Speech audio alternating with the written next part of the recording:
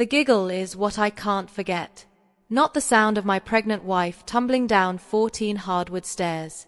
Not her scream cut short when her head hit the landing. Not even the wet snap that meant something inside her had broken. It was my sister's giggle, soft, satisfied like a child who'd finally won a game. Oops. That's what Madison said as my wife Elena lay crumpled at the bottom of the staircase, blood pooling beneath her head, her hands clutched around her 8-month pregnant belly. Oops. Like she'd spilled milk instead of potentially killing my family. My name is Marcus Thompson, and I'm about to tell you how one word destroyed my entire family. But first, you need to understand why I wasn't there when it happened, why I trusted the wrong people, why the nanny cam I'd hidden in the hallway smoke detector would become the most important purchase of my life. 6 months earlier, Elena and I had announced her pregnancy at Sunday dinner. My parents' dining room, all mahogany and judgment, fell silent. You could hear the grandfather clock ticking as my mother set down her wine glass with deliberate precision. "How unexpected," she said, that tight smile stretching across her face like a wound. We'd been married for 3 years. We both had good jobs. Elena as a pediatric nurse, me as a software engineer. We'd bought a house, saved money, done everything right. But in my family's eyes, we'd committed an unforgivable sin. We'd succeeded without them. Madison, my younger sister, had been the family favorite since birth. While I studied, she partied. While I worked, she spent. At 28, she still lived at home, still used Dad's credit cards, still believed the world owed her everything because she was pretty a baby. Madison's voice dripped poison sweetened with fake concern. But Elena's career was going so well. Seemed selfish to throw it all away for a parasite. Madison, I snapped. What? I'm just saying what everyone's thinking. You guys barely have time for us as it is. Now you'll disappear completely into your little perfect family bubble. Mom touched Madison's hand. She has a point, Marcus. Family should come first. Your actual family. That's when I should have seen it. The way they looked at Elena's still flat stomach with disgust. The way Madison's fingers tightened on her staked knife. The way my father wouldn't meet my eyes. But I was too happy to notice the storm building. The incident started small. Madison would accidentally bump into Elena at family gatherings. Mom would serve foods Elena couldn't eat while pregnant, then act offended when she politely declined. Dad started making comments about how expensive children were, how they ruined marriages, destroyed women's bodies. Elena handled it with grace. She always did. That's what made them hate her more. She wouldn't break, wouldn't fight back, wouldn't give them the reaction they craved. Maybe we should skip Sunday dinners for a while, she suggested one night, rubbing her growing belly. Just until after the baby comes. No, I was stubborn, stupid. They are my family. They'll come around once they meet their grandchild. She touched my face with such sadness. Some people don't want to come around, Marcus. Some people just want to watch things burn. I should have listened. God, I should have listened. The weekend it happened, I was in Chicago for a work conference. Elena was 8 months along, uncomfortable but glowing. Madison had called that morning, voice dripping with fake sweetness. I feel horrible about how I've acted, she said. Let me come over and help Elena while you're gone. Sister bonding time. I'll cook clean whatever she needs. I hesitated. Elena squeezed my hand, shook her head, but Madison pushed. Please, Marcus. I want to be a good aunt. I bought gifts for the baby. Mom's coming, too. We want to have a little shower. Just family against Elena's protests. I agreed. My flight was in 2 hours. What could go wrong in one weekend? Everything. Everything could go wrong. I was in a conference room learning about cloud architecture when my phone exploded with calls. Elena's mother screaming. The hospital asking for consent. My parents oddly calm, saying there'd been an incident. I don't remember the flight home. I remember running through the hospital corridors following signs to trauma. My chest tight with terror. I remember finding Elena's room and stopping dead in the doorway. Machines. So many machines. Tubes down her throat, fours in both arms, monitors beeping erratically, her beautiful face swollen beyond recognition, purple bruises blooming across her skin like toxic flowers. Mr. Thompson, a doctor appeared beside me. Your wife suffered severe trauma, fractured skull, internal bleeding, broken ribs. We had to perform an emergency C-section. The baby, is she alive? My voice didn't sound human. Your daughter is in the NICU. 29 weeks is early but viable. She's fighting daughter. We had a daughter. Elena and I had a daughter who might grow up without her mother because I trusted the wrong people. My parents arrived then. Madison trailing behind. Mom dabbed at dry eyes with a tissue.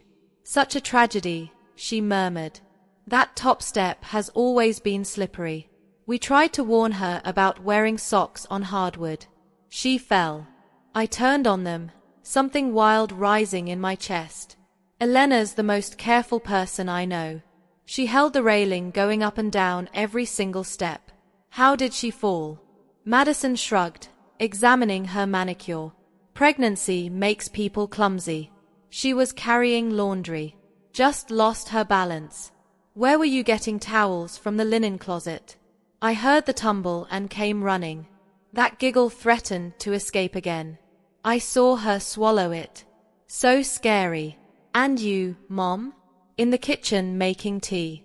By the time we got to her, she shuddered delicately. All that blood. Their story was practiced perfect. Too perfect. But I had bigger concerns. Elena needed surgery. Our daughter needed to survive. The questions could wait. They couldn't wait long. Elena survived the first surgery, then the second. She remained in a coma while our daughter, tiny fierce Sophia, fought for each breath in her incubator. I lived at the hospital, sleeping in chairs, washing in public restrooms, existing on coffee and terror. Madison visited once, bringing flowers that raya of funeral homes. How's our little miracle? She cooed at Sophia's incubator. So small, so fragile. Anything could happen to something that weak. Get out, Marcus. I'm trying to be supportive. Get out, she left, but not before whispering. This is what happens when people reach above their station. The fall is always hardest. That night, I couldn't stop thinking about her words. The fall. Like she'd orchestrated it. I went home for the first time in a week just to shower and grab clothes. The house felt wrong. Too quiet, too empty. I climbed the stairs slowly, studying each step. No water, no loose boards, nothing slippery. At the top, I stopped. Something dark stained the carpet runner. Blood cleaned, but not quite erased. I knelt, touching the spot, and noticed something else. A scuff mark on the wall. Fresh, like someone had kicked it or been pushed into it. My hands shook as I pulled out my phone, accessing the home security app I'd installed months ago. Elena didn't know about all the cameras. I'd been paranoid after a break-in down the street. The obvious ones were in the living room and kitchen, but I'd hidden others, including one in the hallway smoke detector. I scrolled back to Saturday, 2:47 p.m. There was Elena, 8 months pregnant, carefully navigating the stairs with a laundry basket. She held the railing just as I knew she would. Behind her, Madison appeared from the guest room. Elena reached the top step. Madison said something. Elena turned confused. Then Madison's hands shot out. Hard, deliberate. Elena's eyes widened as she fell backward. The basket flew. Her hands reached for anything, finding nothing. She tumbled down, down, down, her body hitting each step with sickening thuds. And Madison, she stood at the top, watching, waiting. Only when Elena stopped moving did she saunter down, careful not to slip in the blood. She nudged Elena with her foot, giggled. Oops. Then calm as Sunday morning, she walked to the linen closet and pulled out towels. Arranged them around Elena's head. Went to get my mother. The performance after that was Oscar-worthy. Madison screaming for help. Mom calling 911. Both of them crying, comforting each other, playing the traumatized witnesses. I threw up in the kitchen sink. Then I called the police. The arrest happened at another Sunday dinner. I insisted on being there. Told my parents I needed family support. They believed me because they'd always believed their own lies. We were halfway through Mom's pot roast when the doorbell rang. "I'll get it," I said. 2 detectives and 4 uniformed officers stood on the porch. Madison Thompson. Detective Williams held up her badge.